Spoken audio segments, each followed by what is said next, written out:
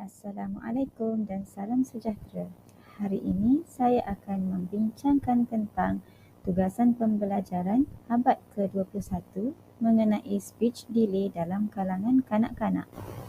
Sebelum saya meneruskan, izinkan saya memperkenalkan diri saya. Nama saya Siti Nurfadilah binti Muhammad Zulkafli, pelajar ambilan Januari 2024, ijazah sarjana muda, Pendidikan Awal Kanak-Kanak Universiti Terbuka Malaysia Kampus Kota Baru.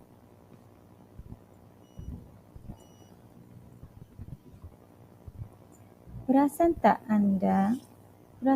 anak anda seperti kurang bercakap atau tidak bercakap di usia muda atau menghadapi kesukaran untuk bercakap? Itu kemungkinan tanda-tanda speech delay yang perlu kita perhatikan. Apa itu speech delay atau lambat bercakap? Speech delay merujuk kepada kelewatan dalam keupayaan seorang kanak-kanak itu untuk bercakap atau menghasilkan bunyi. Kelewatan ini ditentukan berdasarkan garis masa yang sepatutnya mereka capai berdasarkan garis masa perkembangan normal untuk usia mereka. Apakah punca speech delay? Antara punca speech delay ialah tidak berkomunikasi dengan anak ketika bayi dalam kalangan ibu bapa. Ibu bapa membiarkan anak bermain gadget bersendirian. Ibu bapa tidak menyediakan aktiviti sensori pada peringkat awal perkembangan. Kanak-kanak meniru dialog kartun. Kanak-kanak terus diberi objek yang anak mahu. Bercakap pelat dengan anak, membiarkan anak bermain sendirian, dan ibu bapa menjadi wakil untuk menjawab soalan yang ditanya.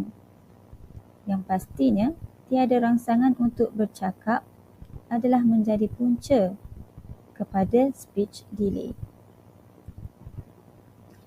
Developmental milestone. Anda boleh mula risau sekiranya tanda-tanda amaran untuk kelewatan bercakap bermula di usia 12 bulan.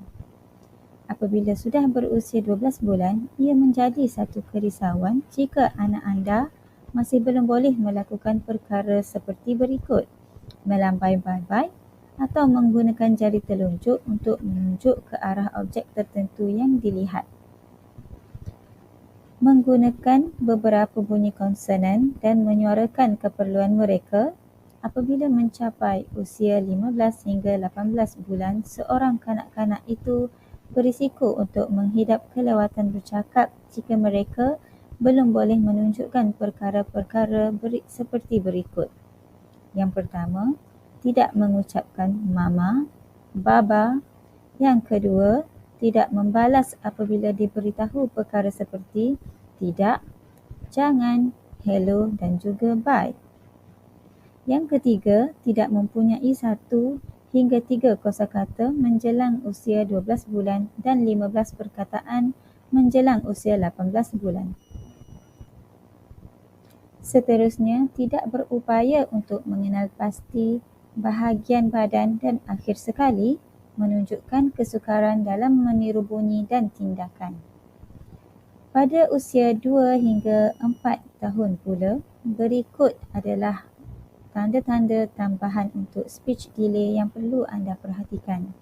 Yang pertama, gagal menghasilkan ayat secara spontan. Yang kedua, tidak mampu untuk mengikut arahan yang mudah. Yang ketiga, tidak mampu untuk menyambungkan dua perkataan. Yang keempat, kurang bunyi atau penggunaan konsonan pada permulaan atau di penghujung perkataan. Yang kelima, sukar untuk difahami oleh ahli keluarga terdekat sendiri. Dan yang terakhir sekali adalah tidak mampu untuk membuat ayat mudah yang mengandungi 2 hingga 3 patah perkataan. Pada usia 5 tahun, kanak-kanak tidak boleh mengikut arahan 3 langkah tanpa bantuan gesture. Contohnya, ambil bola, pergi dapur, contohnya untuk meletakkan apa yang ada di dalam sinki. Yang kedua, tidak boleh memberi tumpuan pada cerita dan memahami cerita.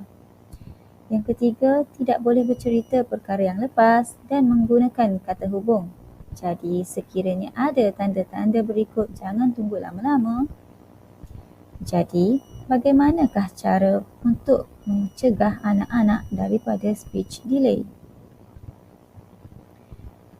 Interaksi awal atau melalui storytelling, nyanyian adalah antara aktiviti yang sangat penting untuk memperkembangkan perkembangan bahasa kanak-kanak. Yang pertama, pastikan anda membaca buku cerita, storytelling dan cuba bercakap dengan anak seawal usia yang mungkin walaupun dengan baby sekalipun. Yang kedua, stimulasi pada televisyen. Kita dedahkan anak-anak pada televisyen kerana ini adalah problem saintifik data yang banyak telah nyatakan iaitu stimulasi pada warna, pergerakan, animasi adalah semua itu turut dapat membantu perkembangan anak anda, tetapi pastikan diberi sewaktu tempoh masa yang moderate, tidak terlalu lama dan gambaran atau channel yang bersesuaian dengan anak-anak. Ini kerana kita tidak mahu isu ketagihan pada gadget yang sepatutnya membantu anak-anak bertukar menjadi tabiat buruk di kalangan anak-anak yang sedang membesar. Yang ketiga, jika anda mahu mengajar anak vocab, pastikan sentiasa berulang-ulang, tenang dan jelas. Yang keempat, fokus pada satu bahasa sekiranya bilingual itu sukar, untuk memastikan anak-anak kita tidak mengalami kekeliruan dalam bahasa. Yang terakhir sekali ialah yang paling sangat penting iaitu intervensi awal. Ialah kunci utama kepada masalah speech delay.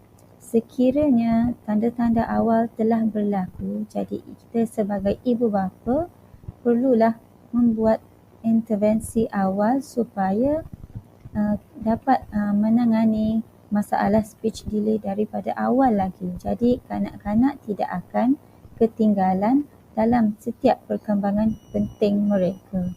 Itu sahaja daripada saya. Sekian, terima kasih.